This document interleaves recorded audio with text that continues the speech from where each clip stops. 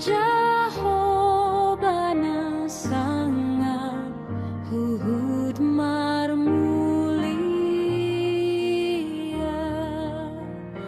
hamu suden apa roha naringgas naria, markumu ben marolop-olop sude, hamu sude manisia.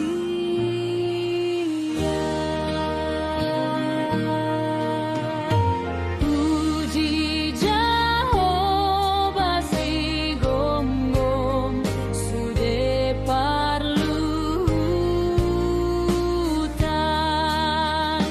nama nogi hoko songon niiringi tangan, dohot hosam songon hot berturoham, sai diramoti ibana.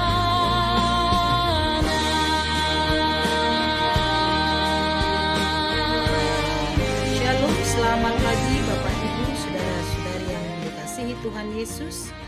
Kita bertemu kembali melalui sapaan firman Tuhan pada hari ini Senin 17 Agustus 2026, tepat bahwa bangsa kita memperingati hari ulang tahun kemerdekaan negara Republik Indonesia pada hari ini yang ke-81.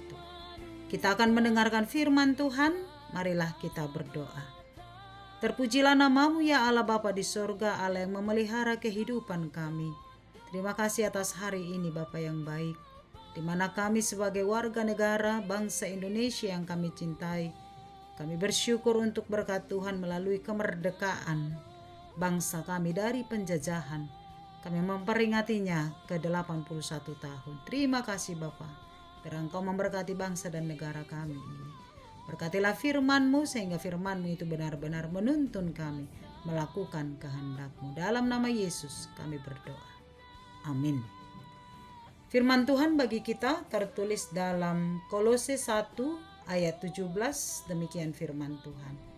Ia ada terlebih dahulu dari segala sesuatu, dan segala sesuatu ada di dalam Dia. Demikian firman Tuhan.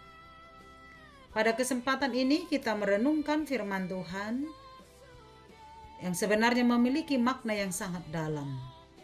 Paulus sedang menunjukkan kepada kita siapakah Yesus Kristus sebenarnya.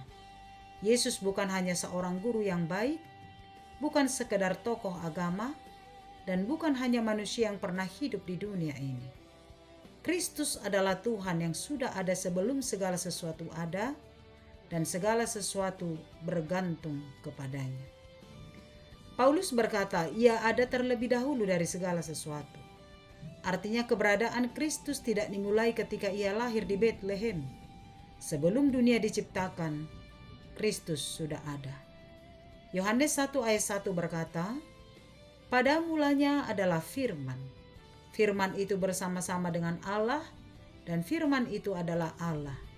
Firman itu kemudian menjadi manusia dalam diri Yesus Kristus. Ini menunjukkan bahwa Yesus memiliki keberadaan yang kekal. Dunia mempunyai awal, manusia mempunyai awal, bahkan segala sesuatu yang kita lihat mempunyai awal. Tetapi Kristus tidak demikian. Karena itu kita tidak boleh menempatkan Yesus hanya sebagai salah satu bagian dalam kehidupan kita. Kristus harus menjadi pusat kehidupan kita. Seringkali manusia menjadikan Tuhan sebagai pilihan ketika sedang mengalami masalah. Ketika sakit, kita mencari Tuhan. Ketika mengalami kesulitan, baru kita ingat berdoa. Tapi ketika semuanya berjalan dengan baik, kita mulai melupakan Tuhan. Maka Kolose 1 ayat 17 ini mengingatkan kita bahwa Kristus bukan hanya Tuhan ketika kita sedang membutuhkannya. Kristus adalah Tuhan dalam setiap saat, dalam semua keadaan, baik keadaan baik maupun buruk. Bagian kedua mengatakan dan segala sesuatu ada di dalam Dia. Ini berarti bahwa segala sesuatu bergantung kepada Kristus. Hidup kita, keluarga kita, pekerjaan kita, pelayanan kita, masa depan kita, semuanya berada dalam pemeliharaan Tuhan. Kita sering merasa bahwa hidup kita berada sepenuhnya di tangan kita sendiri. Kita membuat rencana, menentukan masa depan, mengejar cita-cita, bahkan berusaha mencapai keberhasilan. Tidak ada yang salah dengan berusaha dan membuat perencanaan. Tetapi kita harus menyadari bahwa tanpa Tuhan, kita tidak dapat berdiri. Kita dapat merencanakan masa depan, tetapi Tuhan yang memegang masa depan itu. Kita dapat bekerja keras, tetapi Tuhanlah yang memberikan kekuatan. Kita dapat memiliki banyak harta, tetapi Tuhanlah sumber kehidupan. Karena itu jangan sampai keberhasilan kita membuat kita melupakan Tuhan. Sebaliknya, semakin Tuhan memberkati kita, semakin kita menyadari bahwa hidup kita hanya bergantung kepadanya.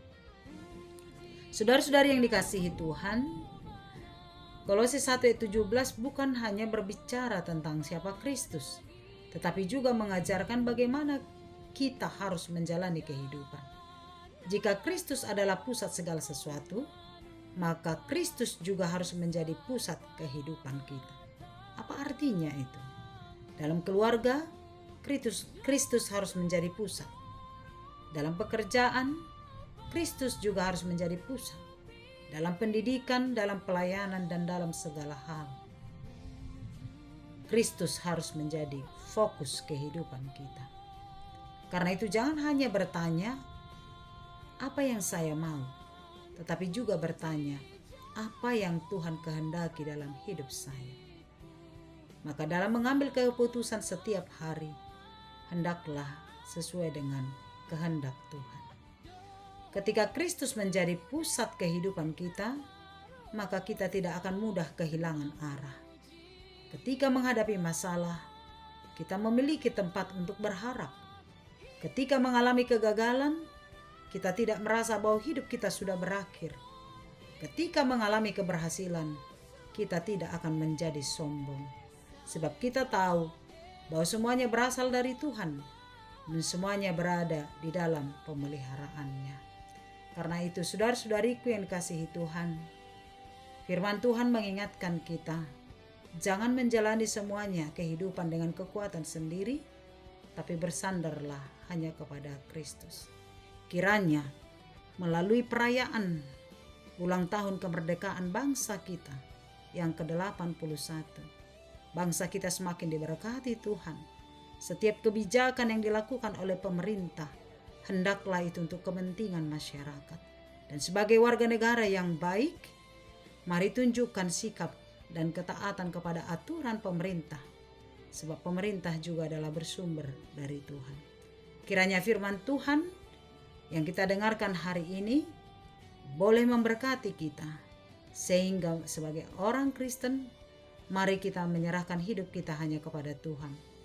Jangan hanya menjadikan Kristus sebagai bagian dari hidup kita, tapi jadikanlah Kristus sebagai pusat kehidupan kita. Amin. Kita berdoa.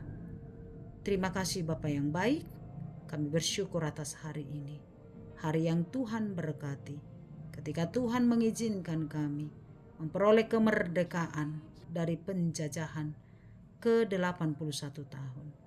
Karena itu kami berdoa untuk bangsa dan negara kami ini, Tuhan memberkatinya, sehingga setiap kebijakan pemerintah berjalan seturut dengan kehendak-Mu, mensejahterakan setiap masyarakat.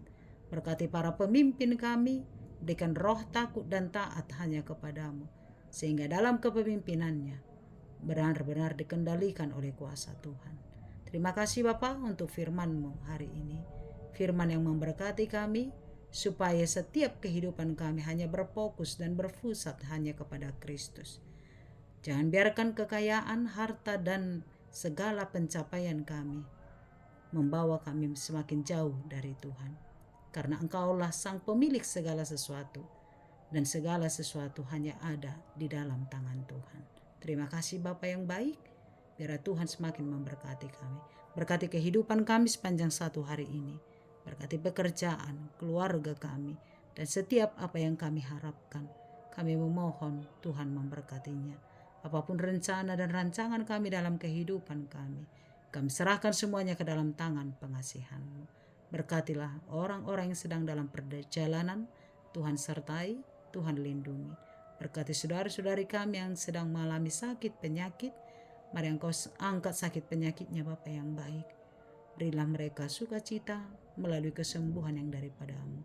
Saudara-saudari kami yang sedang mengalami pergumulan, tantangan, mari Engkau ingatkan mereka Bapa yang baik supaya tetap berpengharapan bahwa Tuhan adalah sumber sukacita kami. Kami berdoa buat saudara-saudari kami yang berulang tahun hari ini, Tuhan memberkati mereka. Berikanlah kesehatan, panjang umur dan sukacita senantiasa di dalam kehidupannya. Hanya kepadamu lah kami berserah. Di dalam nama Yesus kami berdoa. Amin. Anugerah Tuhan kita Yesus Kristus, kasih setia Allah Bapa, dan persekutuan dari Roh Kudus menyertai-mu. Amin. Selamat pagi, selamat beraktivitas. Shalom.